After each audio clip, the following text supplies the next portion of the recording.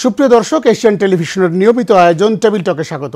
আজকে প্রাসঙ্গিক বিষয় আলোচনা করার জন্য স্টুডিওতে আমরা আমন্ত্রণ জানিয়েছি দুজন অতিথিকে।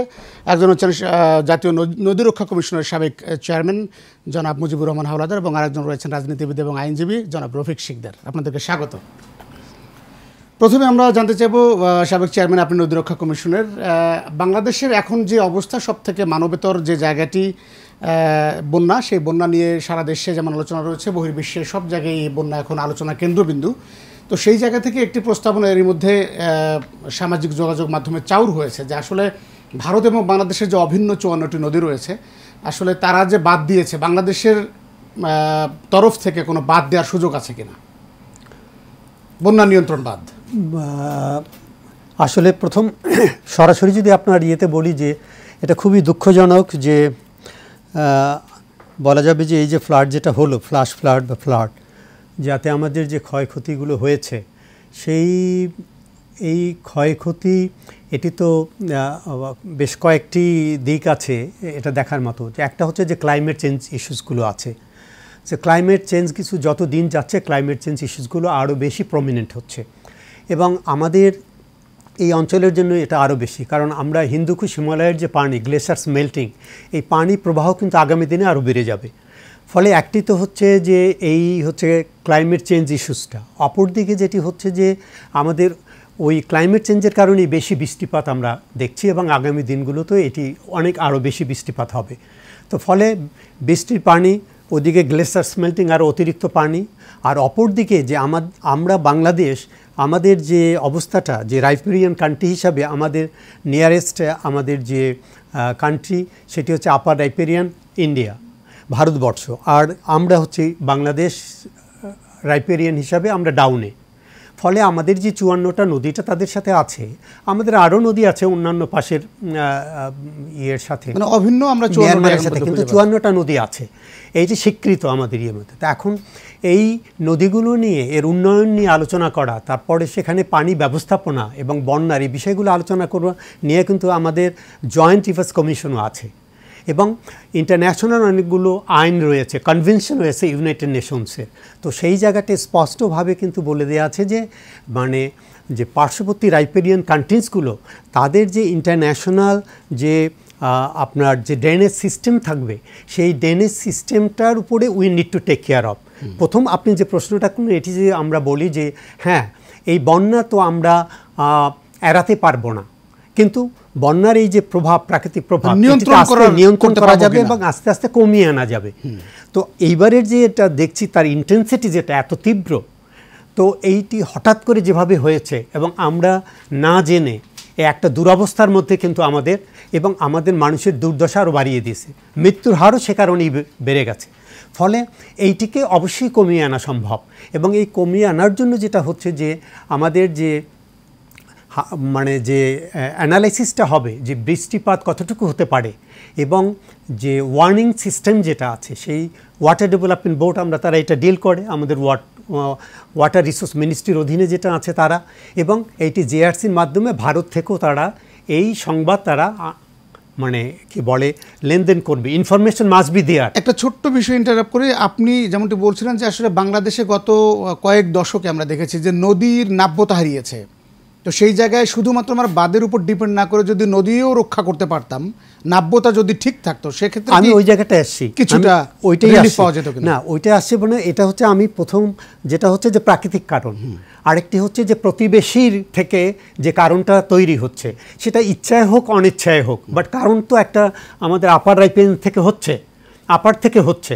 তা আপারের এই কারণটা আমাদের অবশ্যই কনসিডারেশনে নিতে হবে। আরেকটা হচ্ছে আমাদের ডাউনের কারণ। ডাউনের হচ্ছে যে আমাদের যে নদী ব্যবস্থাপনা, নদী যে পথ আছে, আমাদের এই নদী নালা খাল বিল, এই যে এই পানি তো চলে যাবে বে অফ বেঙ্গলে। ফলে একটা দেখুন স্ট্রেংথও আছে আবার উইকনেসও আছে। বাংলাদেশ রাইপেরিয়ান, ডাউন রাইপেরিয়ান হিসাবে আমাদের যেমন অসুবিধা আছে, আবার আমাদের স্ট্রেংথও ওইখানটায়। কারণ আমাদের আপারে যারা থাকুক তাদের যত পানিই হোক সেইটি কিন্তু ডাউনে চলে যেতে হবে বে অফ বেঙ্গলে। এখন আমি ডাউনে থেকে আমি যদি বলি নো, ধরে নেন একটা কন্ডিশন এমন হলো, আমি বলবো নো যে আমার পুরো আমার যে ইয়েটা মানে পূর্বাঞ্চল অথবা উত্তর পূর্বাঞ্চল অথবা দক্ষিণ পূর্বাঞ্চল, এই জায়গা থেকে যতটুকু পারি আমার টেরিটোরিয়াল ইন্টিগ্রিটির মধ্যে আমি উঁচু করে বাদ দেবো। You understand that? However might be, যেখান থেকে হয়তো আমার অর্থ নিয়ে আমি উঁচু করে বাদ দেবো, তাহলে আমার আপারের যে পানিটা সেটি তো যেতে পারবে না নট টু দি বে অফ বেঙ্গল। সো ফলে Bangladesh is very very important. এই সাইডটা আমাদের দেখতে হবে। We are not that weak হচ্ছে যে আমাদের এই ডায়লগটা করতে হবে, আমাদের পজিশনটা বুঝতে হবে। আর আমাদের যে এত নদী নালা খালবিল, এটা আমাদের সম্পদ, এটা প্রকৃতির সম্পদ, এটা বিশ্বেরও সম্পদ, এইটা এই রিজিয়নেরও সম্পদ, এটা তাদের বুঝতে হবে। ফলে দেয়ার মাস্ট বি কোঅপারেশন। একটি জিনিস বুঝতে হবে, এই পাক ভারত উপমহাদেশ আমরা যেটা বলছি, এই ইনফরমেশনটা তাদেরকে আমরা দেইনি কোনোদিন যে আমরা চাইলে এটা পারি। আমি যেটা বলছি, আমি আসবো এই দিকে এই আলোচনায়, আমাদের আসলে অবস্থানটা আমরা যেভাবে উপস্থাপন করা দরকার আমার মনে হয় তত সাকসেসফুলি আমরা পেরে উঠিনি। সেই জায়গায় উইকনেস আমাদের আছে। অর্থাৎ আমাদের ভয়েসটাকে লাউড করে আমাদের যে এই যে রিজনসগুলো সেটা বলতে হবে যে তুমি যদি এটি করো তো আমার পথ আমি একসময় আমার এটা কি আমার ন্যাচারালি আমাকে করতে হবে। আমি কারোর সাথে শত্রুতা করে সেইটি আমি করব না, আমাকে তো বাঁচতে হবে। ধরুন যে এই যে আমাদের পূর্বাঞ্চলে যেটা ঘটলো, এই পূর্বাঞ্চলের জায়গাটায় যদি আমরা বড় করে রিজার্ভার তৈরি করে প্রাকৃতিক রিজার্ভার, এই প্রাকৃতিক রিজার্ভার বিশাল যদি করি, তাহলে যতটুকু পানি এসছে ধরুন না, এটা যদি আমি পরিমাপ করি, তাহলে এর অর্ধেকও যদি আমার রিজার্ভারের মধ্যে আমি আটকায় রাখতে পারি 2 দিন যাবত, তাহলে আমার মানুষের তারপরে আমি আস্তে আস্তে ছেড়ে দেবো। এবং আমার নদী নালাগুলো যদি আমি খনন করে প্রয়োজন মতো খনন করে আমার কতটুকু পানি যেতে পারে, কত ভেলোসিটিতে যেতে হবে, কত সময়ে যেতে হবে, এই জায়গাটায় আমাদের water development board, water resource মিনিস্ট্রিকে আরও মানে কি বলে বলিষ্ঠ ভূমিকা নিতে হবে। এবং তাদের এখানে গবেষণা যেতে হবে, সার্ভে করতে হবে। হাইড্রোমরফোলজি টেকনিক্যাল এই যে এটাকে বলে মডার্ন ইন্টিগ্রেটেড টেকনোলজি, এই টেকনোলজি ব্যবহার করে তাদেরকে কিন্তু এগিয়ে আসতে হবে।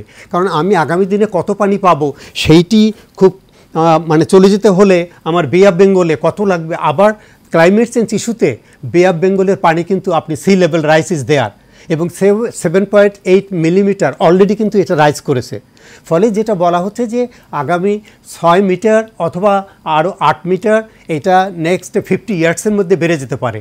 তখন কিন্তু বে অফ বেঙ্গলও পানি নেবে না। ফলে বাংলা উপর থেকে যে পানিটা আসবে আমাদের এই সাইড থেকে, তো সেই পানি তো আসবেই। সেটি যদি আমরা বাধা না দিতে পারি, তাহলে আমাদের ওই দিকের বেশি পানি আর আমাদের ওই দিকে, তাহলে বাংলাদেশি স্যান্ডউইচ। অর্থাৎ আমরা সাউথ থেকে যে পানিটা আমাদের আসলো সেইটি বলে দেওয়া আছে যে about 17 to 80%, even 20% of the coastal belt will be, এটা কমপক্ষে হচ্ছে আপনার 3 থেকে 4 মিটার যদি উঠে যায়, তাহলে আমাদের এই দিক থেকে পানি যে বে অফ বেঙ্গল থেকে যাচ্ছে সেই পানি তো আর আপনার বে অফ বেঙ্গল নেবে না, না নিলে অলরেডি সাবমার্সড হয়ে যাবে। ফলে এই যে ঢাকা বলুন এবং আমাদের এই যে কোস্টাল বেল্ট বলুন, এটা কিন্তু তখন আন্ডার ওয়াটার থাকবে।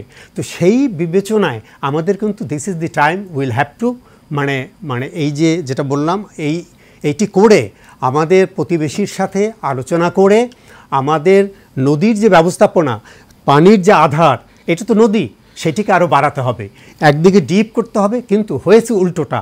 দেখেন নদী নালা খাল বিল একেবারেই আমরা নিজেরা হত্যা করে ফেলছি, ধ্বংস করে ফেলছি নদীগুলোকে। যেখানটায় আমাদের বলা হয় যে 1300 কাছাকাছি নদী, সেইটি এখন 1000-এ চলে এসেছে। তো বাকি নদীগুলো কোথায় গেল? এই নদীর যে জমি যেটা পাহাড় তীর, সেগুলোই কোথায় গেল? আমরা দখল করেছি। আপনি যদি যান এইবারের যে ঘটনাটা ঘটেছে, এই যে উত্তর অঞ্চল, উত্তর পূর্বাঞ্চল এবং দক্ষিণ পূর্বাঞ্চলের যে এই যে আমাদের বেসিনগুলো, এই বেসিন থেকে যে পানি এসেছে একসাথে কিন্তু এটি ঘটেছে। এবং সেই পানিটা আমাদের যাওয়ার মূল উপায়টা কি? একমাত্র হচ্ছে আমাদের নদীটা মেঘনা। তো মেঘনাতে যখন যাবে, তো মেঘনা তো স্যান্ডউইচ হয়ে গেছে, মেঘনা তো সিবেট রাইজ করেছে। মেঘনার একটা মেইন পয়েন্ট গিয়ে যদি আপনি নারায়ণগঞ্জের ওই জায়গায় দেখেন, শীতলক্ষা নদীর উপরে বাংলাদেশে যতগুলো যদি বলেন 100, বাংলাদেশের আমি টপ থেকে যদি বলি যে 100 বড় বড় কোম্পানি, ইন্ডাস্ট্রিয়ালিস্ট সবাই ওইটাকে দখল করে নিয়ে দুই দিকে দেখুন বড় বড় ব্যবসা করেছে।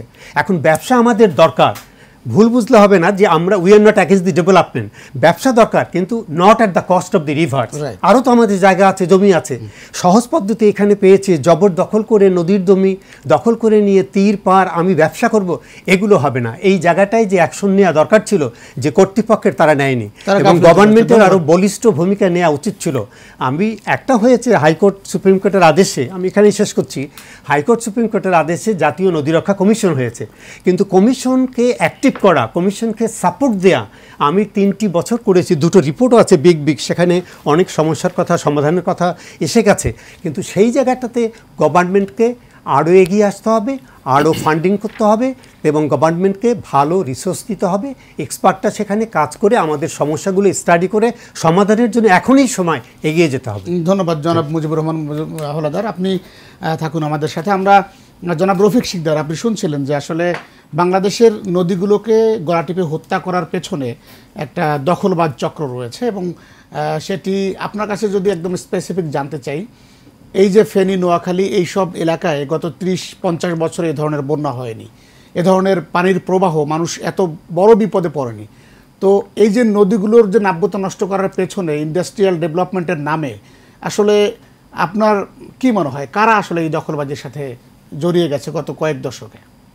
আপনাকে ধন্যবাদ সম্মানিত বিজ্ঞ আলোচক এবং যারা দেখছেন এশিয়া টেলিভিশনের সামনে এবং পরবর্তীতে দেখবেন, সবাইকে আমি শুভেচ্ছা জানাচ্ছি। শুভ সন্ধ্যা। অত্যন্ত ভারাক্রান্ত হৃদয় নিয়ে আজকে আপনাদের এশিয়ান টেলিভিশনের সামনে এসেছি। আপনারা জানেন যে সাম্প্রতিককালে অনেক রক্ত ঝরেছে বাংলার মাটিতে, অনেক তরুণ তাজা প্রাণকে রক্ত দিতে হয়েছে গণতন্ত্র উদ্ধারের জন্য এবং বৈষম্য বিরোধী ছাত্র আন্দোলন করতে গিয়ে। তার ফলশ্রুতিতে আমরা একটি শান্তিময়, সাময়িকভাবে হলেও একটি শক্তিশালী একটা উপদেষ্টা তত্ত্বাবধায়ক সরকার পেলাম, যে সরকারকে আমরা ইতিমধ্যেই বলেছি যে তারা তাদের সংস্কার করে এবং দেশে একটা সুশাসন প্রতিষ্ঠা করে যথাসময়ে একটি নির্বাচন করার মধ্য দিয়ে একটা গণতান্ত্রিক সরকার প্রতিষ্ঠা করবে, সেই প্রত্যয় নিয়ে কিন্তু আমরা এগিয়ে যাচ্ছি। কিন্তু আমরা দেখলাম যে অনেক বছর পরে হলো, কেউ বলছে 100 বছর, এরকম ভয়াবহ বন্যা কেউ দেখে নাই। আমরাও দেখি নাই জন্ম হওয়ার পরে, আমাদের যারা পূর্বপুরুষ আছেন বেঁচে, তারাও বলছেন এরকম ভয়াবহ বন্যা দেখা নেই। এই ভয়াবহ বন্যার আকস্মিকতার রহস্য কোথায়, সেটাও কিন্তু বাংলাদেশের মানুষ আজকে জানতে চায়। এবং আপনার আজকে এই সরকার যে ইতিপূর্বে যে সরকারটি ছিল 15 বছর, আওয়ামী লীগ সরকার, এটিকে কেউ ফেসিস্ট সরকার বলে, কেউ দানবী সরকার বলে, এবং কেউ বলে যে আওয়ামী লীগের সরকারটি ছিল ভারতের পৃষ্ঠপোষকতা সরকার। তারা বাংলাদেশের জনগণের জন্য, বাংলাদেশের মানুষের জন্য কিংবা এই রাষ্ট্রের জন্য কোনো কাজ করে নাই। শেখ হাসিনা সরকার যা করেছিল ভারত সরকারের জন্য, ভারতের জন্য। সে কারণে আমরা দেখেছি গত 15 বছর ভারতের সরকার আওয়ামী লীগ সরকারের সাথে, আওয়ামী লীগের সাথে বন্ধুত্ব করেছে, তারা বাংলাদেশের জনগণের সাথে বন্ধুত্ব করে নাই। আমাদের রাজনৈতিক দল হিসেবে বিএনপি এবং সকল গণতান্ত্রিক দল বারবার বলে আসছিল প্রতিবেশী রাষ্ট্র ভারতকে, কি বলে আসছিল যে মানুষ স্বামী স্ত্রীকে পাল্টাতে পারে, কিংবা স্ত্রীও কিন্তু স্বামীকে বাদ দিতে পারে, প্রতিবেশী কিন্তু প্রতিবেশীকে বাদ দিতে পারে না। সে কারণে প্রতিবেশী রাষ্ট্র হিসেবে আপনারা আসুন, আমরা বন্ধুত্বের হাত বাড়িয়ে দিই, সমমর্যাদায় আমরা কাজ করি। কিন্তু আমাদের সে আহ্বান ভারত সাড়া দেয়নি।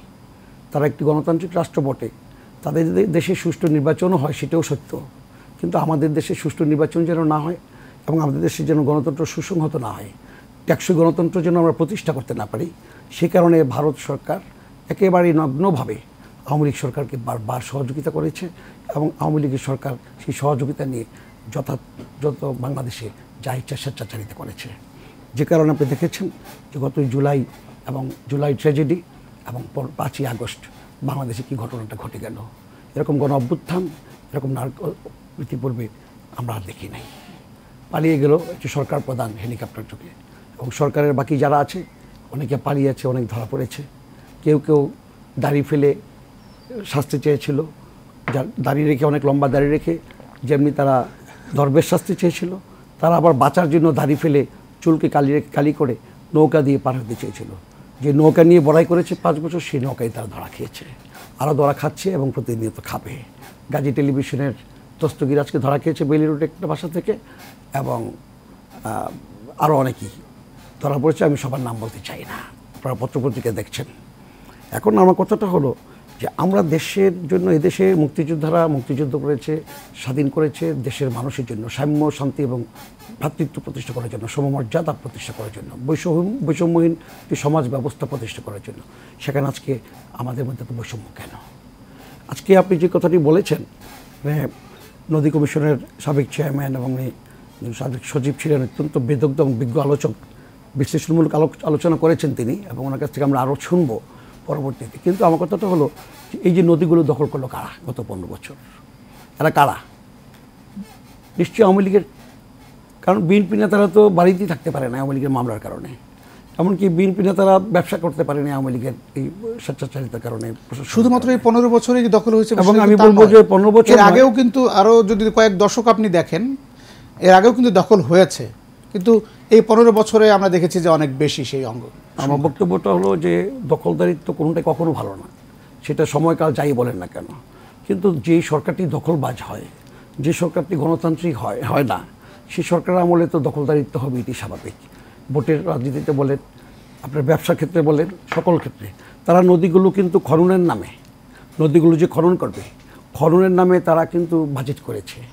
এবং আপনার জানেন যে এই যে আপনার মন্ত্রণালয় আছে, পানি সম্পদ মন্ত্রণালয় আছে, তাদের কিন্তু কাজগুলো কিন্তু ধারাবাহিক, নদী খনন করা, বাঁধ রক্ষা করা, নদী রক্ষা করা।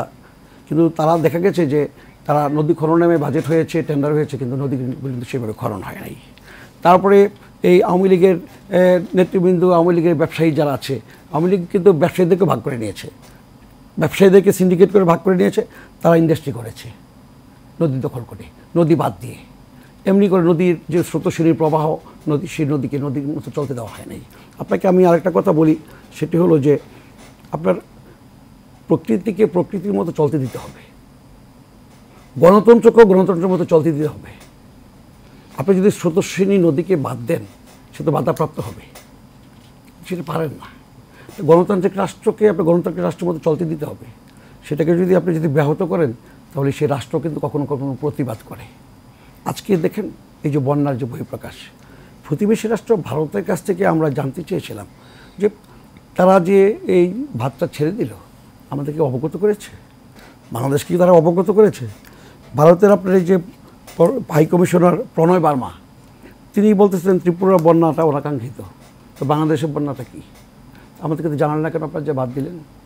আবার আওয়ামী লীগ সরকার 2013 সালে আপনার বন্যা যে 21-1 যে ধারা, ওই ধারাতে তারা আইন করে গেছে ভারতের সাথে মিলে। সেটি হলো যে তারা পানি আইন যেটা, সেটাতে আপনার এই 21-1, 2, 3 তারা উল্লেখ করে গেছে যে ওই বন্যার বাঁধের উপরে কেউ বাড়ি নির্মাণ করা কিংবা বাঁধ নির্মাণ করা, আপনার ঘর বাড়ি নির্মাণ করা, সেগুলো করতে পারবে না। তার মানে আইনটাকে অঘোষিতভাবে বলা হয়েছে যে এই যে আজকে যে আমাদের আরেকটা বাঁধ দেওয়ার দরকার, আরেকটা বাঁধের যে প্রয়োজন হয়েছে আমাদের, সেই বাঁধটাও কিন্তু আমরা দিতে পারবো কিনা আইন অনুযায়ী, সেটা কিন্তু প্রশ্নের ব্যাপার। এখন আওয়ামী লীগ সরকার যেরকম নতজানু রাষ্ট্রনীতিতে নতজানু যে চুক্তিগুলো করে গেছে, সব চুক্তি কিন্তু আমরা জানিও না।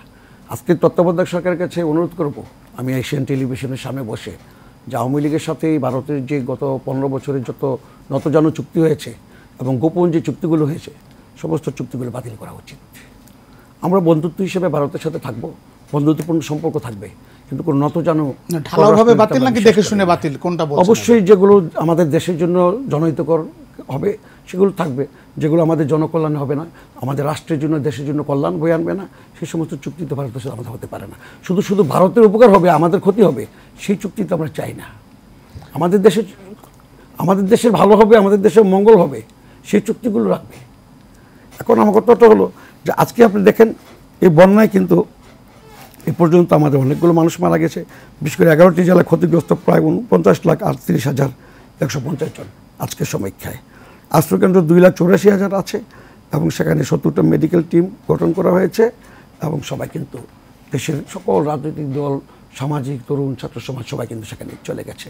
আমাদের বিএনপি জাতীয় স্থায়ী কমিটির মিটিং হয়েছে, জনাব তারেক রহমান সাহেব সেই মিটিং থেকে সিদ্ধান্ত দিয়েছেন যে বন্যার্তদের পাশে সহায়তা দেওয়ার জন্য। ইতিপূর্বে আমাদের আমির খসরু মোহাম্মদ চৌধুরী তিনি ফেরিতে লক্ষ্মীপুরে চলে গেছেন, সালাউদ্দিন সাহেব গেছেন। আমরা সবাই দলের নেতৃবৃন্দ টিম গঠন করে আমরা কিন্তু সব জায়গায় ছুটে যাচ্ছি তাদেরকে সহায়তা দেওয়ার জন্য। কিন্তু আমরা অবিলম্বে সরকারের কাছে আহ্বান জানাবো যেন একটু ভারতের সাথে আলোচনা করে একটা স্থায়ী সমাধান করে আমাদের এইভাবে যেন বন্যাকে মোকাবেলা করার জন্য আমাদের মানুষকে যেন কষ্ট পেতে না হয়। টর্নেডো, ঘূর্ণিঝড় সমস্ত প্রকৃতিকে আমরা মোকাবেলা করে কিন্তু চলেছি। বাংলাদেশের মানুষ কিন্তু মোকাবেলা করতে সক্ষম, এদেশের মানুষ। কিন্তু আমার কথাটা হলো একেবারেই শুধু আমাদেরকে আরোপিত করে আমাদেরকে এভাবে সাফার করানোর কোনো অর্থ হয় না। ধন্যবাদ আপনাকে। আমরা শুনছিলাম আসলে আমাদের নদী রক্ষা করার জন্য কি করণীয় এবং পাশাপাশি এরকম অনাকাঙ্ক্ষিত বন্যা রোধে আমাদের করণীয় আমরা নিশ্চয়ই জানতে চাইবো আমাদের অতিথির কাছে। তবে তার আগে আমরা প্রথম বিরতিতে যাব। দর্শক আশা রাখি আমাদের সাথেই থাকবেন। টেবিল টকে আবারও স্বাগত। আমরা আলোচনায় ছিলাম সমসাময়িক বিষয় নিয়ে। বিশেষ করে আমাদের সাথে আছেন সাবেক চেয়ারম্যান জাতীয় নদী রক্ষা কমিশন এবং আইনজীবী এবং রাজনীতিবিদ জনাব রফিক শিকদার। আমরা ছিলাম বাংলাদেশের নদীগুলো আসলে রক্ষা করা এবং বন্যা নিয়ন্ত্রণে আমাদের আসলে প্রিকশন কী কী নেওয়া উচিত ছিল। আমি ডক্টর মুজিবুর রহমান হাওলাদার আপনার কাছে জানতে চাইবো যে বাংলাদেশ যে মুহূর্তে ঠিক এত বড় অমানবিকতার মধ্যে পড়েছে, ঠিক তখন কিন্তু আমরা দেখেছি যে দেশের মানুষের মধ্যে একটা সম্প্রীতি। আপনি লক্ষ্য করবেন যে কয়েকদিন আগেও কিন্তু উঠেছিল যে মন্দিরের ভাঙচুর কিংবা একটা সাম্প্রদায়িকতা নষ্টের একটা চক্রান্ত আমরা দেখেছি একদম স্পষ্ট। সেই জায়গায় কিন্তু এখন আমরা বলতে পারি যে সবাই দল মত নির্বিশেষে, বিশেষ করে হিন্দু, মুসলমান, বৌদ্ধ, খ্রিস্টান সবাই আজকে এক হয়েছে। এই যে ঐক্য, মানুষের এই ঐক্য আগামীতে বাংলাদেশকে যে কোনো বিপর্যয় রোধে কতটুকু কাজে দেবে এবং আপনাদের কাছে আসলে কি মনে হয়? আমার মনে হয় এটা একটা সবসময়ই কিন্তু আমরা এটা দেখেছি এবং আপনি আমাদের ইতিহাস পর্যালোচনা করলে দেখবেন যে বিভিন্ন সময়ে কিন্তু আমরা বাঙালিরা এভাবে কিন্তু আমাদের বিশাল সমস্যাগুলোকে আমরা উত্তরণ ঘটিয়েছি। এবার আমি বলবো যে আরও একটা বিশাল স্ট্রেংথ নিয়ে, যদিও এইবার আমাদের পলিটিক্যালি সব কিছু আমরা যদি দেখি যে fall of the previous government যারা গত 3টি টার্মে করেছে তাদের যে ফল এবং যে শোচনীয় একটা অস্থির অবস্থা দেশের মধ্যে তৈরি হয়ে গেছে, তার যেতে না যেতেই এই যে একটা বিরাট ধাক্কা, এইটাকে সামলানো এবং সেই ক্ষেত্রে দেখেছেন স্কুল কলেজের ছাত্র থেকে শুরু করে প্রতিটি মানুষ এবং তারা যে সহযোগিতার হাত এগিয়ে দিয়েছে। ইভেন আমাদের যে এখন এটি একটা ছোট হলেও উপদেষ্টা কমিটি হলেও তাদের যে ইনিশিয়েটিভ, আমি বলবো যে এটা হোল হার্টেডলি মানুষ কিন্তু করেছে। এইটা কারণটা কি জানেন? আমি একটু আগেই আলাপ করেছিলাম যে এই জায়গাটা নদী, নালা, খাল, বিল, পানি, পরিবেশ, এইটি কিন্তু সৃষ্টি যে রাব্বুল আলামিন যে এটাকে সৃষ্টি করেছেন, তিনি যদি পানি সৃষ্টি না করতেন তাহলে মানুষ সৃষ্টি করতেন না, কারণ এই পৃথিবী সৃষ্টি হতো না। কারণ পানি হচ্ছে মূল, পানি না থাকলে গাছপালা হবে না, পানি না থাকলে কোনো জীব জন্তু মানুষ সহ কিছুই বাঁচবে না। ফলে পানি যেমন দরকার তেমন পানির ব্যবস্থাপনাটাও সঠিকভাবে করা দরকার। এই পানি যেটি দিয়েছি সেটাকে আমরা কিন্তু নানাভাবে দূষিত করছি এবং পানির যে প্রবাহের পথ অটোমেটিক্যালি, আপনি যদি বলেন যে বে অফ বেঙ্গল এটি মানে কোন মানুষ এটা তৈরি করলো, তো বে অফ বেঙ্গল তো কেউ তৈরি করে নাই, ইন্ডিয়ান ওশান তো কেউ তৈরি করে নাই, তাই নাকি? আটলান্টিক কে তৈরি করছে, প্যাসিফিক ওশান কে তৈরি করছে? What is the answer? তো who has created the world? এটি কোনো বৈজ্ঞানিক বলতে পারবে ওই নাসার থেকে যে আমরা এটা তৈরি করেছি? কেউ পারবে না। তিনি হয়তো বলতে পারবেন ঠিক আছে আমি একটা এয়ারক্রাফট তৈরি করছি, এখন আবার যাচ্ছি, আমরা চাঁদে যাচ্ছি। তো হু হ্যাজ ক্রিয়েটেড চাঁদ? সো ইউ আর ভিজিটিং এবং তার উপরে তুমি রিসার্চ করছো, কিন্তু তুমি তো ওটা করো নি। আবার ফিরে আসি এই জায়গাটায়, আমি এটা দ্বারা বোঝাতে পারছি তাহলে এই যে সৃষ্টির সেরা যে এই যে পানি, পরিবেশ, এটা কিন্তু আমরা সৃষ্টিকর্তার, তাকে আমরা যে নামেই ডাকি, আমরা আল্লাহ বলি, ভগবান বলে, কেউ খোদা বলেন, কেউ গড বলেন, কিন্তু এটা তার সৃষ্টি। এবং এই যে আমাদের এই টেরিটোরিয়াল ইন্টিগ্রিটির মধ্যে যেমন আমাদের বাংলাদেশের যে জমি জমা, খাল, বিল এবং পানি, পরিবেশ, এগুলো কিন্তু আদালতও বলে দিয়েছে, হাইকোর্ট, সুপ্রিম কোর্ট ইতিমধ্যে এটা চ্যালেঞ্জ হয়েছে। আমাদের যে কনস্টিটিউশনের স্পষ্টভাবে এটা কিন্তু বলে দেওয়া আছে যে এটা পাবলিক প্রপার্টি। এখন পাবলিক প্রপার্টি আর খাস প্রপার্টির মধ্যে তফাৎ আছে। খাস প্রপার্টি সরকারের কাছে থাকে, সরকার তাকে ওই যে দেখছেন যে কিছু কিছু গরিব মানুষকেও কিন্তু জমি দিচ্ছে, বাট নদীর জমি কাউকে দেওয়া যাবে না। এই বিশেষ সত্যটাকে যদি আমি মনে করি তাহলে আমাদের যে নদী, নালা, খালবিল আছে সেগুলো আজকে কমে যাচ্ছে কেন? এর মানে ওই যে প্রশ্ন আপনি বললেন যে আমরা ব্যবসা করব, আমাদের ব্যাংক থেকেও টাকা যাচ্ছে, সেই টাকাগুলো নিয়ে ব্যাংক থেকে টাকা, আমি বোঝাতে পেরেছি যে এটাও সাধারণ মানুষের টাকা, সেটা যে কোনোভাবে অন্যায় অবিচার করেও কিন্তু নানা পথে টাকা যাচ্ছে। তারপরে অনেক সময় নদী লগ্নি করে মর্গেজ রেখে অনেক জায়গা থেকে আবার সেইটি আমার ওই পাবলিক প্রপার্টির উপরেই সেই বিজনেসগুলো গড়ে উঠেছে। তাহলে 2018 এবং 2019 এবং 2020 এবং 21-এর একটা সময় আমি জাতীয় নদী রক্ষা কমিশনের I was the second chairman. আমি ওই সময় দুটো বড় বড় রিপোর্ট আছে, সেখানে বাংলাদেশের এই বড় বড় কোম্পানিগুলো প্রত্যেকটার নাম আছে ওখানে, এবং আমি গভর্নমেন্টকে বলেছিলাম যে এইটি অবিলম্বে তাদের উচ্ছেদ করে দেবে, এবং হাইড্রোমরফোলজিক্যাল স্টাডি করে বাংলাদেশের অ্যাটলিস্ট আমরা শুরু করব বড় বড় নদী যেখানে আছে যেগুলো এরকম দখল করে নিয়েছে সেইগুলোকে আমরা উদ্ধার করতে যাব। দেখুন, এই একটা জায়গায় উদ্ধার কর্মসূচি এগুলো কিন্তু সেভাবে এগোয় নেই। আবার আমি দেখেছি যেভাবে উদ্ধার কর্মকাণ্ড চালানোর জন্য ফান্ড দেওয়ার দরকার ছিল অন্য খাতে ফান্ড নিয়ে যাচ্ছে। মানে আমি লিখে যখন ইয়েতে বললাম যে ফাইন্যান্সকে দাও, আমি কোনো ফান্ড পাইনি, বরং উল্টোভাবে ফান্ড। কারণ আমি আমার সময়ে দেখেছি ওই সময়ও অনেক মন্ত্রী এমপি ছিলেন একাধিক, এবং তাদেরকে কয়েকজনকে তুলে দিতে পেরেছি। অনেক দুই একজন মন্ত্রী ছিল, তাদের আমাকে আজও স্যালুট করি। তারা আমি বলার পরে মন্ত্রণালয় বলছেন যে না, মন্ত্রী বাহাদুর বলছে যে আপনি থাকেন, ঠিক আছে দেখব। কিন্তু আমি যখন বললাম যে আপনি এখানে থাকতে পারবেন না, আপনার এই বিদ্যুৎ প্রকল্প আপনি অন্য জায়গায় মেহেরবানি করে নিয়ে দেন, not at the cost of the rivers. আপনি যেমন নদী ধলেশ্বরীতে বিশাল প্রকল্প ছিল বিদ্যুতের, হাজারখানেক। এই যুদ্ধটা আপনাকে প্রতিকূল পরিবেশে করতে হয়েছে। এক্স্যাক্টলি। এই যে যেটা করা হয়েছে এই সকল জায়গায় আমি দেখেছি যারা বড় বড় মন্ত্রণালয়ে বসে ছিল দুই একজনে, এরকম সবাই নয়, কিছু ভালো মানুষ আছে, মেম্বার অফ দি পার্লামেন্টসও তাই, অনেককে আমরা তুলেও দিয়েছি। আপনারা দেখেছেন যে এই যে ঢাকার যে এই যে বুড়িগঙ্গা এবং তুরাগ নদী, সেইটিও দখল করে বড় বড় প্ল্যান্ট তৈরি করেছিল, আপনি দেখেছেন। তো সেই এমপি সাহেবকে কিন্তু আমরা তুলে দিয়েছি। কিছু যেটা আমরা তুলে দিতে পেরেছি, অথচ দেখবেন আপনি যে পূর্বাঞ্চলের কথা যদি দেখেন যে নদীগুলো, সেই নদীগুলো দেখেন কত সংকীর্ণ হয়ে গেছে, এবং সি বেড সেডিমেন্ট অ্যান্ড সিল্টেশন কার্ডে সি বেড রাইজ করেছে 3 ফিট 4 ফিট 2 গজ এরকম হয়েছে। ফলে ওদিকে আবার সংকুচিত হয়ে গেছে। ফলে পানিটা কোথায় যাবে আমাকে বলেন? এই বৃষ্টির পানি নামতে যেটা 10 দিন লাগছে, এই বৃষ্টির পানি তো ম্যাক্সিমাম 2 ডেজে চলে যেতে পারতো। তাহলে আমাদের এই অপকর্মের ফলে এটা তো হলো। আমি আর দুটো পয়েন্ট করে এখানে শেষ করছি। আমি যেটা বলছি যে আমাদের ওয়াটার ডিপ্লোমেসি করা দরকার। আমাদের পররাষ্ট্র মন্ত্রণালয় আছে, বাট ওয়াটার ডিপ্লোমেসির জন্য রয়েছে ওয়াটার রিসোর্স মিনিস্ট্রি, তার সাথে অন্যান্য মিনিস্ট্রিগুলো এর সাথে সম্পৃক্ত। আমি দেখেছি তাদেরকে বলিষ্ঠভাবে এই জনগণের যে একটা ম্যান্ডেট, বাংলাদেশ একটা ছোট দেশ না, বাংলাদেশ পৃথিবীর 7th আর কখনো কখনো 8th, আবার কখনো হয়তো 6th পজিশন হয়ে যাবে ইন টার্মস অফ পপুলেশন, এবং তার পপুলেশন হচ্ছে অ্যাক্টিভ পপুলেশন। কাজে পুরো বিশ্বে যদি আমরা বলি ইন টার্মস অফ জনগণই তো সম্পদ, মানুষই তো সম্পদ। ফলে সেই সম্পদের দিকে Bangladesh is a big country. ফলে আমাদের নেভারদেরও বুঝতে হবে যে তুমি যে পানিটা যে দুর্দশাটা তৈরি করেছো, এইটি এখানে যদি অন্য একটা কান্ট্রি থাকতো, তাই নয় কি? তাহলে তার যাদের মানে কি বলে জনসংখ্যা আমাদের 10 ভাগের 1 ভাগ, তাহলে 10 ভাগের 1 ভাগ লোক ক্ষতিগ্রস্ত হতো। কিন্তু বাংলাদেশের মতো বিশ্বের 7ম মানে পপুলেশনের দিক থেকে greatest country in the world, তুমি যাকে ক্ষতি করলে ওই যে ড্যামটা করার জন্য পানি আনার ফলে করেছি, কিন্তু এই এতগুলো মানুষ মানে আমার 20 কোটি লোকের, তো ফলে এই জায়গাটাও কিন্তু তাদের বিবেচনায় নিতে হবে। এবং এই জায়গাটা আমি বলছি যে আমাদের এত পপুলেশন বেড়ে যাচ্ছে, এর মানে কি আমাদের পানির চাহিদা বাড়ছে।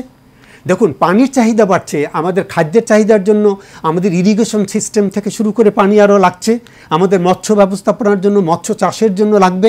কিন্তু উল্টোটা হচ্ছে, এখন দেখবেন যে আমাদের 20 বছর আগে যেইখানটায়, আমরা যদি 20 বছর ধরি, 20 বছর আগে যেইখানটায় আমাদের নদীর পরিমাণ যতটুকু ছিল, আজকে সেই নদীর পরিমাণ কমে গেছে।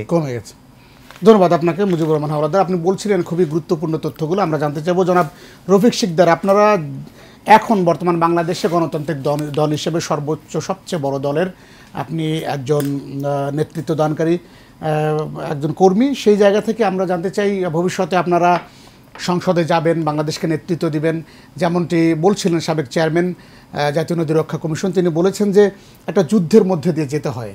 তো আপনারা একটা বিপ্লবের পর, একটা গণ অভ্যুত্থানের পর দেখলেন যে বাংলাদেশের মানুষ আসলে কি চায়, সেই জায়গা থেকে আসলে আপনাদের পরিকল্পনা কি থাকবে? দেখুন, বাংলাদেশের সাধারণ জনগণের সাথে তো আমরা ভীষণভাবে জড়িত, নিবিড়ভাবে সম্পৃক্ত। সে কারণে জনগণের পালস কিন্তু আমরা বুঝি। যে সকল রাজনৈতিক দলগুলো জনবিচ্ছিন্ন ছিল, একেবারেই প্রশাসনের মাধ্যমে, কতিপয় প্রশাসনের কর্তা ব্যক্তিদের মাধ্যমে, প্রতিবেশী রাষ্ট্রের একটা সরকারের মাধ্যমে ক্ষমতা ছিল তারা কিন্তু জনগণের সেই পালসটা বুঝে নাই। সাধারণ জনগণ যে অনেক শক্তিশালী, সাধারণ জনগণ যে অকৌতুক ভয়, সাধারণ মানুষ যে লড়তে পারে, মরতে পারে এবং তারা দেশ গড়তে পারে, সে কথাটি গত আওয়ামী লীগ সরকার ভুলে গিয়েছিল। আপনি জানেন ভালো করেই যে আমেরিকা সমরাষ্ট্র বা আমেরিকার সেনাবাহিনী, আমেরিকান সেনাবাহিনী এত শক্তিশালী যে সমস্ত বিশ্বকে তারা 900 বার ধ্বংস করতে পারে। কিন্তু তার চেয়েও বেশি শক্তিশালী আমেরিকান জনগণ। সেখানকার পিপল এত শক্তিশালী সাধারণ মানুষ যে তাদেরকে সেই দেশের সেনাবাহিনী আপনার কারফিউ দিতে কিংবা আপনার মার্শালও দিতে ভয় পায়। সে কারণে কিন্তু আমেরিকা একটি গণতান্ত্রিক রাষ্ট্র। আমাদের দেশের সাধারণ মানুষ কখনো কখনো জেগে ওঠে। আমি অতীতেও বলেছি বিভিন্ন সময় যে দেশের মানুষ যখন তখন রাস্তায় নামে না, আর যদি একবার রাস্তায় নামে তারা বিজয়ের পতাকা না উড়িয়ে ঘরে ফিরে না। এটি কিন্তু গত জুলাই ট্র্যাজেডি, জুলাই সংগ্রাম এবং 5ই আগস্টের ছাত্র গণঅভ্যুত্থানের মধ্য দিয়ে আবারও প্রমাণিত হয়েছে। আমরা এই সকল অভিজ্ঞতাকে মাথায় রেখে এবং আমরা বিএনপি সরকার, বেগম খালেদা জিয়া সরকার, শহীদ রাষ্ট্রপতি জিয়াউর রহমানের সরকার, আমরা তো বিভিন্ন সময় সরকারই ছিলাম। আমাদের সুশাসন প্রতিষ্ঠা করা, গণতন্ত্র প্রতিষ্ঠা করা এবং আইনের শাসন প্রতিষ্ঠা করা, ন্যায় বিচার প্রতিষ্ঠা করা, এগুলো কিন্তু আমাদেরই বিএনপিটি কিন্তু ইস্তাহারে আছে এবং এটা ইতিহাস আমরা রেখেছি। সুষ্ঠু অবাধ নির্বাচন করা, গণতন্ত্রের প্রতি শ্রদ্ধাশীল হয়ে 96 সালের আওয়ামী লীগ এবং জামাত সেদিন তত্ত্বাবধায়ক সরকারের দাবিতে আপনার মনে আছে রাজপথে লড়াই করেছিল। বেগম খালেদা জিয়া সরকার কিন্তু সেদিন মেনে নিয়েছিলেন এবং গণতান্ত্রিকভাবে মেনে নিয়ে তিনি কিন্তু পদত্যাগ করে রাষ্ট্রপতির কাছে নয়াপল্টনে এসে একটি সমাবেশ করার মধ্য দিয়ে কিন্তু তিনি ঘোষণা দিয়েছিলেন। এটাই কিন্তু রাজনীতির গণতন্ত্রের সংস্কৃতি, এটাই সৌন্দর্য। এটা কিন্তু সৌন্দর্য নয় যে হেলিকপ্টার দিয়ে আপনি পালিয়ে যাবেন দেশ ছেড়ে। এটা কিন্তু গণতন্ত্রের সৌন্দর্য নয় যে একটা রাষ্ট্রের একটা রাজনৈতিক দল আওয়ামী লীগ নাকি প্রাচীন রাজনৈতিক দল আওয়ামী লীগের লোকেরা বলে, কিন্তু আমি বুঝি না যে তারা এই ছাত্রদেরকে, বৈষম্যবিহীন ছাত্রদেরকে এইভাবে কেন উস্কিয়ে দিল। ছাত্রদেরকে কেন প্রথম প্রধানমন্ত্রী ডাকে নাই, ছাত্রদেরকে প্রথম প্রধানমন্ত্রী ডেকে কেন বললো না যে তোমাদের কী সমস্যা, তোমরা কী চাও। যখন প্রধানমন্ত্রী গদি কেঁপে উঠেছে তখন বলে ছাত্ররা আসতে পারবে, ছাত্রদের অভিভাবক আসতে পারবে। গণভবনে ছাত্র এবং ছাত্রদের অভিভাবক গেলে তো লক্ষ লক্ষ হবে। তিনি কি জায়গা দিতে পারতেন? সেদিন ছাত্ররা, বৈষম্য বিরোধী ছাত্ররা কী বলেছিলেন? আমরা রক্তের উপর দিয়ে আমরা গণভবনে যাব না। সেই ভুলের মাসুল কিন্তু দিচ্ছে আওয়ামী লীগ সহ তাদের যে লক্ষ লক্ষ নেতা এখনো বাংলাদেশে আছে, অস্বীকার করার উপায় নেই। মাসুল দেওয়া এখনো সীমান্ত দিয়ে পারাপার হওয়ার জন্য লক্ষ লক্ষ টাকা তারা বিভিন্ন জায়গায় অফার করছে যে আমাদের পার করে দেওয়ার জন্য, বা অনেকে হাবুডুবু, অনেকে মারাও যাচ্ছে পাহাড় থেকে পরে। এই খবর আপনি নিশ্চয়ই দেখেছেন। এখন আসলে হ্যাঁ, আমি দেখেছি দিলশাক আলী পান্না মারা গেছে। এখন শোনেন, আজকে শেখ হাসিনার নামে এই পর্যন্ত আমি যতটুকু জানি 51টা মামলা হয়েছে বাংলাদেশে। আমাদের 42টি হত্যা মামলা, আরও মামলা প্রমাণে হচ্ছে। তিনি বিদ্রোহ সহ, হ্যাঁ, তিনি ভারতে আছেন। ওনার কিন্তু 20 দিন কেটে গেছে। আওয়ামী লীগের কিন্তু পতনের কিন্তু 20 দিন আজকে কিন্তু 20 দিন। লাল পাসপোর্ট কিন্তু বাতিল হয়ে গেছে, আপনি জানেন। ফলে তারা কিন্তু ভিসা ছাড়াই কিন্তু ভারতে গেছে। আর 25 দিন বাকি আছে, শরণার্থী হিসেবে 45 দিন থাকতে পারবে সে অনুযায়ী। আর 25 দিন বাকি আছে। 25 দিন পরে কি হবে সেটা দেখবার বিষয়।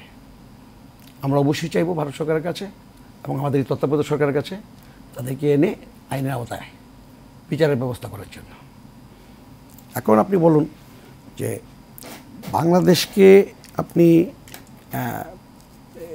প্রতিবেশী রাষ্ট্রকে দুর্বল মনে করে ভারত আমাদেরকে নিপীড়ন করবে, নির্যাতন করবে, এটা তো বাংলাদেশের মানুষ মানবে না, মানেও নাই। আওয়ামী লীগের ধারণা ছিল যে বাংলাদেশের জনগণ তাদের সাথে না থাকলেও একটা বাহিনী থাকলে, বিশেষ কিছু বাহিনী কিংবা বাহিনীর পুরাটা না থাকলেও কর্তা ব্যক্তিরা থাকলে আর প্রতিবেশী রাষ্ট্র থাকলে তাদেরকে কেউ সরাতে পারবে না। ক্ষমতাচ্যুত হওয়ার 2 ঘন্টা আগেও তারা বুঝতে পারে নাই, যতটুকু আমরা শুনেছি। আরও শুনেছি ক্ষমতায় থাকার জন্য সর্বশেষ সেনাবাহিনীকে রিকোয়েস্ট করেছে সেনাবাহিনীর জন্য গুলি করে। সেটাও শুনেছি যে সেনাবাহিনীর মধ্যে ভাগ হয়ে গেছে। আমরা এই প্রসঙ্গে আলোচনা বিস্তর হয়েছে। আমি একটু জানতে চাইব খুবই ছোট্ট করে যে বিএনপি রাজনৈতিক দল হিসেবে অতীতের যে চর্চা, সেই জায়গায় সংস্কার আনবেন কিনা আপনারা? বর্তমান বাংলাদেশ সংস্কার চায়, রাষ্ট্র সংস্কারের শিক্ষার্থীরা মাঠে আছেন, রাজনৈতিক বিভিন্ন জায়গায় স্তরে স্তরে সংস্কার দরকার ছাত্ররা মনে করেন। আপনারা কি মনে করেন? আপনি গুরুত্বপূর্ণ একটা দাবি উত্থাপন করেছেন। আপনি জানেন যে আমাদের বিএনপির বেগম খালেদা, সাবেক প্রধানমন্ত্রী বেগম খালেদা জিয়া ইতিপূর্বে তিনি 30টি দফা বাংলাদেশ রাষ্ট্র মেরামতের জন্য দাবি তুলেছেন এবং সেটি তিনি সেমিনার করে এটি জাতির সামনে উত্থাপন করেছেন এবং সেটি বিএনপির যারা বিশ্লেষক আছে এবং বুদ্ধিজীবী আছে, শিক্ষক, বুদ্ধিজীবী, আইনজীবী, তাদেরকে দিয়ে সারা বাংলাদেশের বিভাগীয় শহরগুলোতে জেলার সেমিনার করে জাতির সামনে তুলে ধরেছেন। এরপরে আবার আমাদের বিএনপির ভারপ্রাপ্ত চেয়ারম্যান জনাব তারেক রহমান তিনি আরও কিছু নতুন সংযোজন করে সেখানে নিয়োজন এবং সংযোজন করে আর 32টি দাবি তুলেছেন রাষ্ট্র মেরামতের জন্য। আমরা অবশ্যই নির্বাচনের মাধ্যমে ক্ষমতায় আসলে আমরা গণতান্ত্রিক সরকার, আমরা সেদিন রাষ্ট্র মেরামতের জন্য যে আমাদের পদক্ষেপগুলো নেওয়া আছে সেগুলো আমরা প্রতিটি ধাপে ধাপে বাস্তবায়ন করব, সেটা আমাদের বিএনপির সিদ্ধান্ত। আমরা সেই অপেক্ষায় থাকলাম, দেখার অপেক্ষায়। ডক্টর মুজিবুর রহমান হাওলাদার, আপনার কাছে একেবারে ছোট্ট করে জানতে চাও বিরতির আগে যে বাংলাদেশে এই যে রাজনৈতিক যে এক ধরনের ফোবিয়া সাধারণ মানুষের মধ্যে ছিল, যে সংস্কারের বিএনপি এখন আমরা দেখছি যে একেবারেই রিভার্স, মানে তারা কিন্তু এই শিক্ষার্থীদের সাথে সুর মিলিয়ে একটা সুন্দর রাষ্ট্র গঠনের যে বিভিন্ন পরিকল্পনা তারা এরই মধ্যে হাতে নিয়েছেন, সেটি আশার আলো দেখাচ্ছে।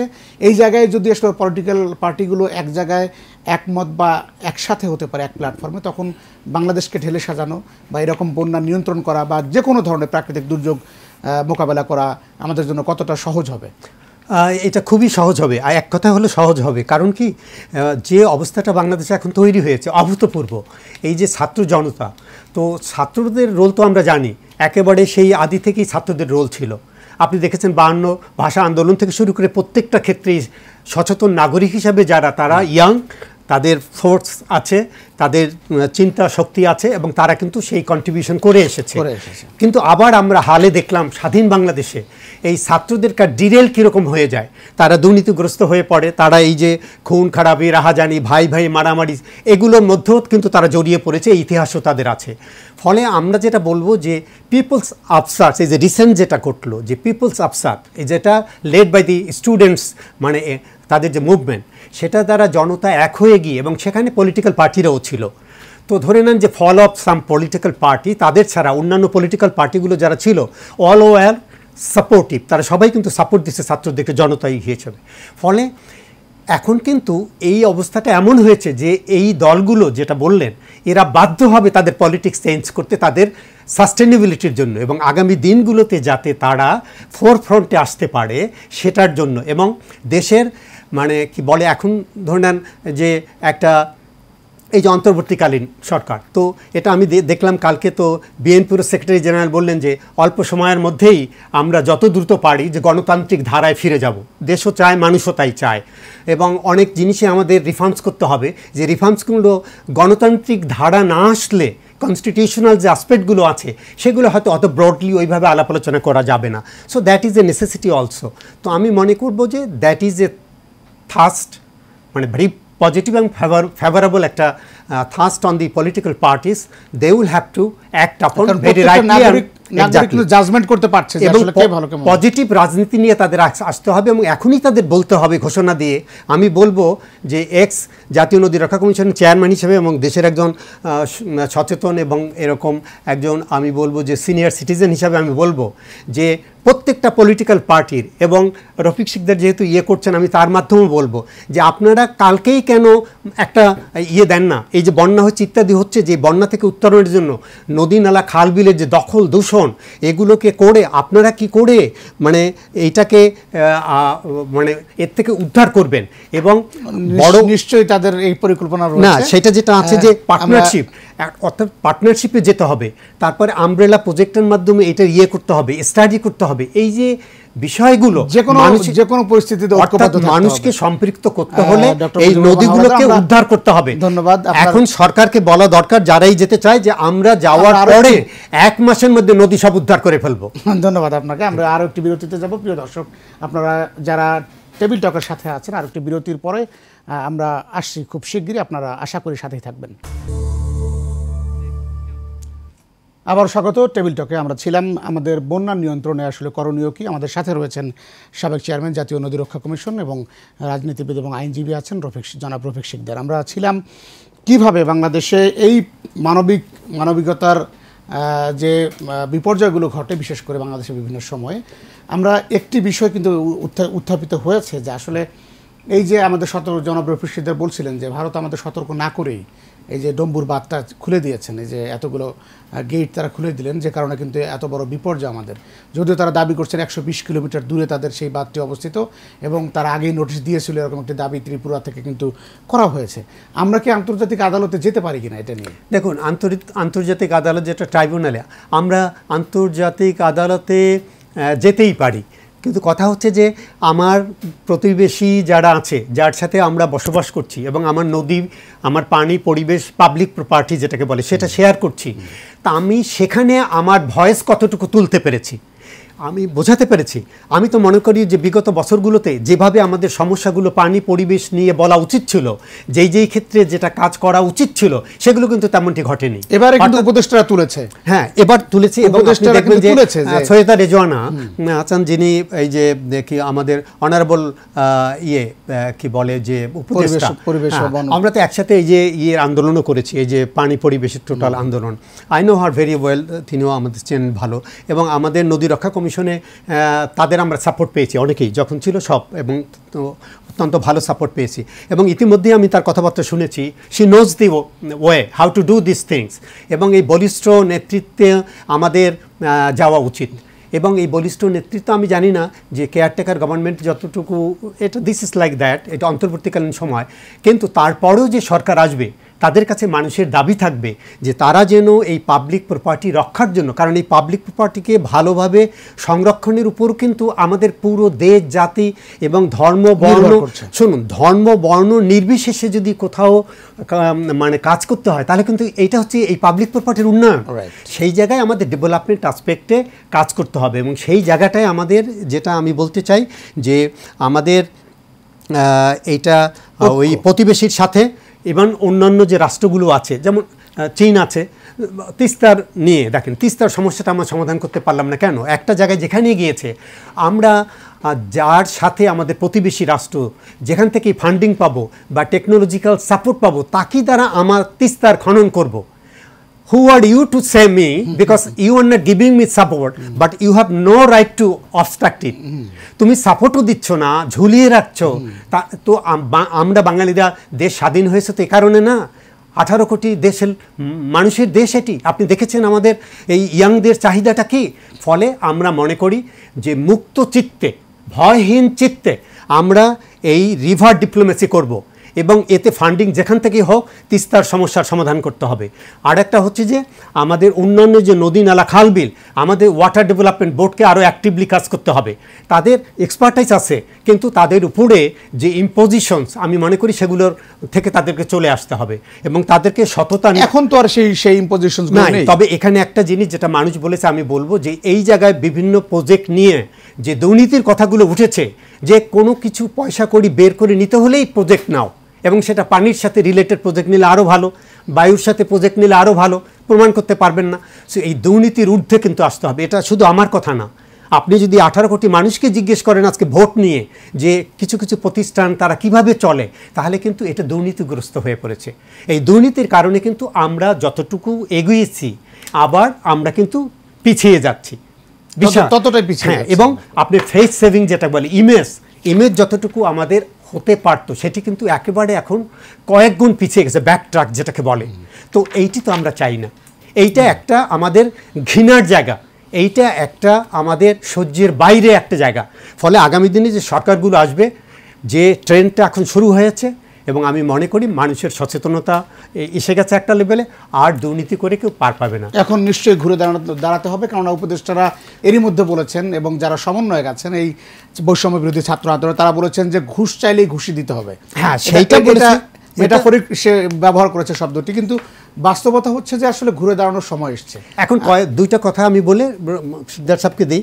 একটা হলো যে এই ওয়াটার ডেভেলপমেন্ট বোর্ড আর ওয়াটার রিসোর্স মিনিস্ট্রিকে এখন যেটি করতে হবে, সেটা আমি বলবো যে ম্যাপ তাদের আছে, কিন্তু এখন আপডেটেড ম্যাপ করতে হবে, ইন্টিগ্রেটেড টেকনোলজি, রিমোট সেন্সিং ইত্যাদি, হাইড্রোলজিক্যাল, মরফোলজিক্যাল, হাইড্রোগ্রাফিক্যাল স্টাডি করে, এইটা করে জনগণের, সরকারের সবার ওপেন করে দিয়ে মতামত নিয়ে তাদেরকে 3 মাস সময়ের মধ্যে they will have to make, এটা হচ্ছে বেসিন ভিত্তিক প্রকল্প নিয়ে এগোতে হবে। ধন্যবাদ ডক্টর মুজিবুর রহমান হাওলাদার, আপনি গুরুত্বপূর্ণ তথ্য উপস্থাপন করেছেন। আমরা জনাব রফিক শিকদারের কাছে একেবারে জানতে চাবো, শেষ সময় চলে এসেছি আমরা আমাদের টকশো আজকের। বিএনপি এই সময়ে নতুন করে বাংলাদেশ বিনির্মাণে, বিশেষ করে এখন যেহেতু একটা ট্রাজেডির মধ্য দিয়ে আমরা যাচ্ছি বন্যায়, সেখানে আমরা দেখেছি বিএনপি, জামাত, বিভিন্ন ইসলামী সংগঠন, আসুন্না ফাউন্ডেশন, বিভিন্ন শিল্পী থেকে শুরু সব ধরনের সবাই কিন্তু এই প্ল্যাটফর্মে এসছে। যেহেতু পরিবর্তনের কথা বারবার ঘুরে ফিরে উঠে আসছে, সেই জায়গা থেকে আপনারা নতুন করে স্ট্রাকচার তৈরি করবেন কিনা যে বাংলাদেশকে আসলে ঘুরে দাঁড়াতে হবে? সুখী, সমৃদ্ধ, গুম খুন মুক্ত, নিরাপদ বাংলাদেশ গড়ে তোলার জন্য বিএনপি দৃঢ় প্রতিজ্ঞ এবং সেই প্রত্যাশা এবং প্রত্যয় নিয়ে বিএনপি এগিয়ে চলেছে। গত 15 বছর বিএনপির আন্দোলন সংগ্রাম সেগুলো নিয়ে ছিল। বিএনপি বারবার বলেছে, আওয়ামী লীগ শোনে নাই। এখন সময়ের দাবি, বিএনপি সময় মতো যখন নির্বাচন হবে, নির্বাচনের মধ্য দিয়ে জনগণের অবাধ সুষ্ঠু নির্বাচনের মাধ্যমে বিএনপিকে যদি জনগণ ভোট দেয়, সেই ভোটের মাধ্যমে সরকার গঠন করে জাতীয়তাবাদী শক্তিশালী সরকার গঠন করবে এবং সেই সরকার এই প্রতিবেশী রাষ্ট্র ভারতের সাথে কোনো নতজানু পররাষ্ট্রনীতিতে বিশ্বাস করবে না। আজকে যে প্রতিবেশী রাষ্ট্র 30টি বাদ দিয়েছে আমাদের আন্তঃনদীতে, সেগুলো নিয়ে আমাদের আলোচনা হবে এবং এই সরকার, আজকের এই সরকার তত্ত্বাবধায়ক সরকার আলোচনা করতে পারে। এবং আপনি যে বন্যা নিয়ে আলোচনা করলেন, এটা একটা যৌথ ওই যে নদী বন্টন, এটা আলোচনা করে ভাদের পরে ভাত কিংবা খুনের পরে খুন একই জিনিস, সেটা ভাদের পরে ভাত দিয়ে সমাধান হবে না, খুনের পরে খুন করে যেমন সমাধান হয় না। তারা যে ভাত দিয়েছে সেই ভাদের যে খরচ, এই খরচ প্রয়োজনে বাংলাদেশ সরকার অর্ধেক বহন করবে এবং সেই বাদ নিয়ন্ত্রণটা শুধু ভারতের কাছে থাকবে না, সেটা বাংলাদেশ সরকারের কাছেও থাকবে। ভারত ইচ্ছে করলেই শুষ্ক মৌসুমে পানি দিবে না, কম আসবে, আর বর্ষা মৌসুমে পানি ছেড়ে দেবে, এটা আর চলবে না, এটা বাংলাদেশের মানুষ মানবে না। সেই জন্য আমাদের সেদিকে এগিয়ে যেতে হবে। আর ডক্টর মুজিবুর রহমান হাওলাদার সাহেব, তিনি অনেক গুরুত্বপূর্ণ কথা বলেছেন এবং আজকে টপিকটা আসলে ওনার সাথেই তো যায়। তিনি অনেক গুরুত্বপূর্ণ বলেছেন, একজন সজ্জন ব্যক্তি এবং বাংলাদেশের মধ্যে অনেস্ট অফিসারদের মধ্যে আমি জানি ওনাকে, অনেক ভালো অফিসার। আমি বলবো যে এরকম অফিসার যারা আছে তাদেরকে দেশের খেদমতে, দেশের কল্যাণে এই সমস্ত লোককে কাজে লাগানো উচিত, তাহলে দেশ আরও এগিয়ে যাবে। এবং ধন্যবাদ। এবং রাজনীতি, যারা সৎ রাজনীতিবিদ, সৎ ব্যবসায়ী, তাদেরকে এগিয়ে আসতে হবে এবং বিএনপি কিন্তু সেটাকে ধারণ করছে এবং সেটা সেদিকে ধন্যবাদ। আমরা আশাবাদী যে রাজনৈতিক দলগুলো নিশ্চয়ই একটি ঘুরে দাঁড়ানো বাংলাদেশকে লিড দিতে পারবে সুন্দরভাবে। তবেই শহীদ আমাদের আবু সাঈদ, মীর মুগ্ধ, আমাদের যারা 24 যোদ্ধা, তাদের আত্মা শান্তি পাবে। ধন্যবাদ। প্রিয় দর্শক, আপনারা যারা এতক্ষণ আমাদের সাথে ছিলেন টেবিল টকে, তাদের সবাইকে ধন্যবাদ। আগামীকাল ঠিক একই সময় আবারও এশিয়ান টেলিভিশনে টেবিল টক দেখার আমন্ত্রণ জানিয়ে শেষ করছি। আল্লাহ হাফেজ।